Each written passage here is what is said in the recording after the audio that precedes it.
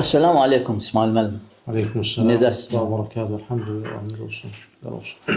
Allah razı olsun müəllim, sizdən dəvətimizi qəbul edib gəldiniz.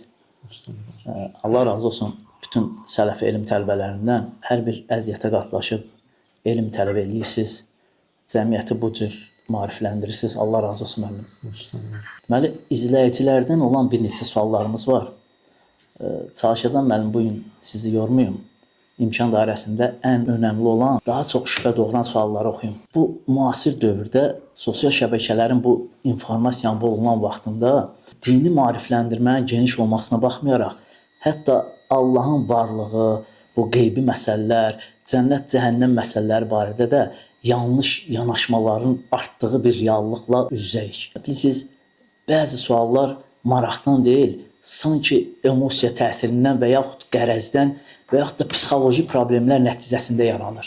Ən əsas da elmsizlik. Amma məsələlərə elmli və əsaslı şəkildə yanaşmaq xüsusilə əhəmiyyət daşıyır. Bu baxımdan da ümid edirik ki, elmli və əsaslı cavablarınız həm düşünən, həm də tərəddüd edən insanlar üçün faydalı olacaq inşallah.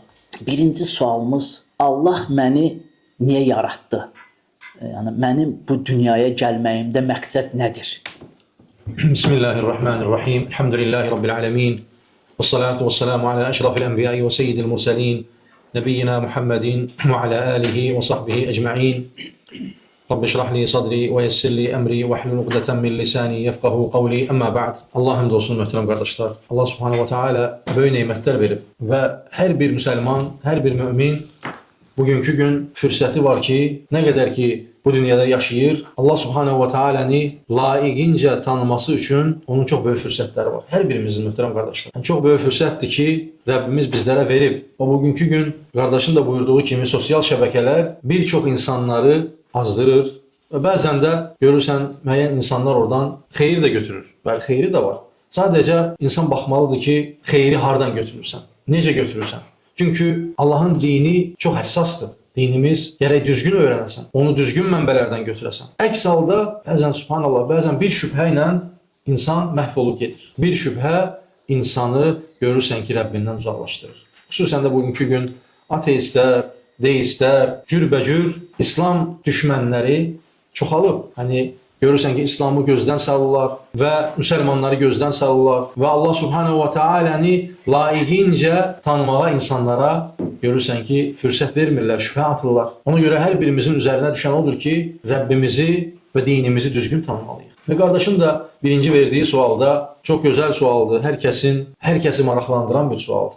Rəbbimiz bizim nə üçün biz gəldik bu dünyaya? Nə üçün yaratdı Rəbbimiz bizi? Allah subhanahu wa ta'ala əzəmətli kitabında, Qur'an-ı Kərimdə, onun kəlamıdır Qur'an-ı Kərim. Rəbbimiz buyurur ki, Zariyat surəsində وَمَا خَلَقْتُ الْجِنَّ وَالْاِنْسَ إِلَّا لِيَعْبُدُونَ Mən cinləri və insanları orada buyurulur, illə liya'budun. Yalnız mənə ibadət etsinlər deyə xəlq etdim. Düşünün, möhtərəm qardaşlar, möhtərəm müsəlmanlar, Allah subhanahu wa ta'ala bu ayət-i kərimədə bizlərə bu dünyaya gəlişimizin ən əsas və ən birinci qayəsini bizlərə açıqlayır. İllə liya'budun, yalnız ibadət etmək üçün gəldi. Mulk surəsində Rəbbimiz buyurur ki, "Ellezî halaqal mauta vel hayata liyebluwakum eyyukum ahsanu amala." Ellezî halaqal mauta vel hayata. Deyir Allah subhanahu wa taala buyurur ki, "Ya veylata." Yəni kaş ki, ya leytani, kaş ki ayət-i kərim Qur'an-ı Kərimdə bir neçə yerdə gəlir bu ayət-i kərimələr. Yəni Rəbbini tanımayan insanlar və ona ibadət etməyən insanlar deyəcək ki, "Ya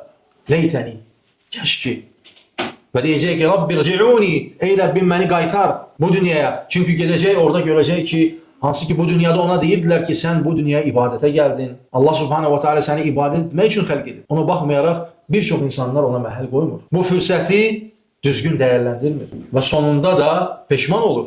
Və deyir ki, Rabbi rci'uni, ey Rəbbim məni qaytar. La'alli a'malu salihan fima tarakt. Qayıdım, xeyir işlər görüm. Rəbbimiz nə buyuracaq? Möhtərəm qardaşlar, kəllə, heç zaman.